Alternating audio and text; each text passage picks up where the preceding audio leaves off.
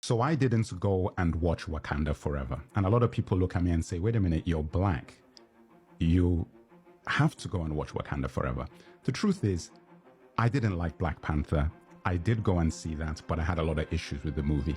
And I'm going to explain to you why I didn't like it and why I believe it actually, the first film anyway, did more harm than good to black people.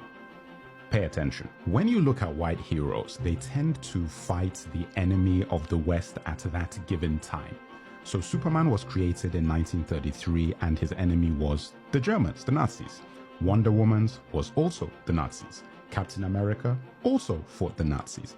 Iron Man fought a proxy for Al-Qaeda or Islamic terrorists. Now, the X-Men was a little bit different. They were actually an allegory for civil rights, but without the heroes actually being black.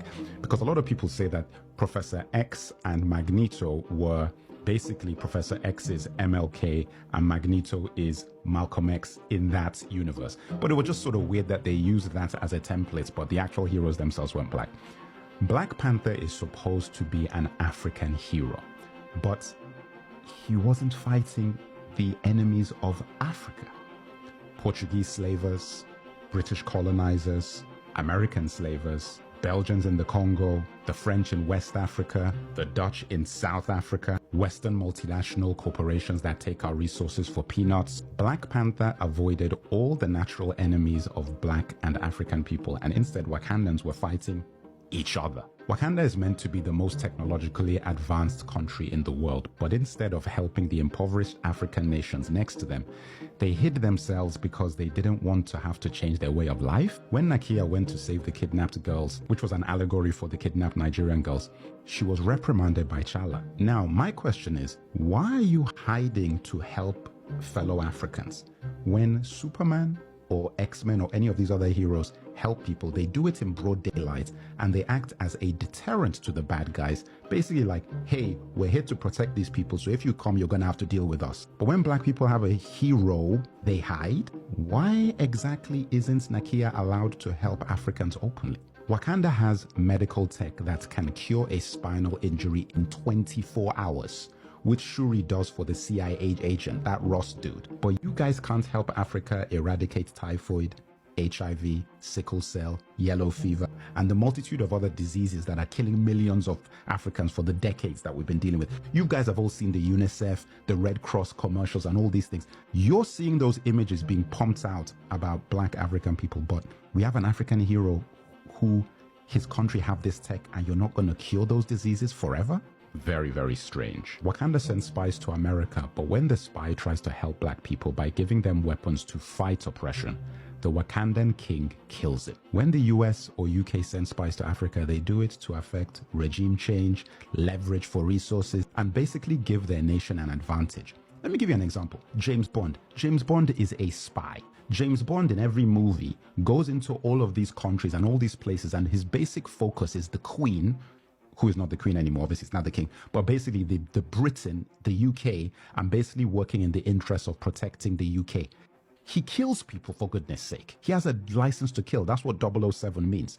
But when Wakanda have spies, they can't do anything. That's the point of spies. But the Wakandan spies, the black spies, they are supposed to just spy. Killmonger gets created out of this situation, and rightly he hates Wakanda. He's the only character focused solely on black people, and he gets depicted as a murderous terrorist. It's almost like they made him Malcolm X and T'Challa MLK, then pushed for the T'Challa pacifist MLK ideology as the preferable option to the proactive ideology of the radical Killmonger. Like, that's basically what I was seeing. The moment Killmonger's butt touched the Wakandan throne, he was riding for black people. And very quickly, he was killed, but not before he gives one of the best speeches you'll ever hear. So anyway, that's actually, it's worth watching the movie just to see Killmonger's speech before he dies. It's as if they put all the positive ideas of black empowerment into him so they could kill him and thus symbolically kill the ideas that he had, essentially telling black people that this is not how you get ahead. You get ahead by being like T'Challa. Then, instead of Wakanda giving their tech to African nations, they give it to the UN. Who, as any African who has sense, will tell you, what the hell have they done to advance the continent of Africa in the decades they've allegedly been trying to do so? One of the biggest issues with African economies is the debt they owe to those Western nations. Wakanda have the most valuable mineral on Earth, vibranium. Why don't they pay off all of Africa's debt with a tiny bit of vibranium and then create a single African currency backed by vibranium, which could go against fiat money, which is what the West uses, which is backed by nothing?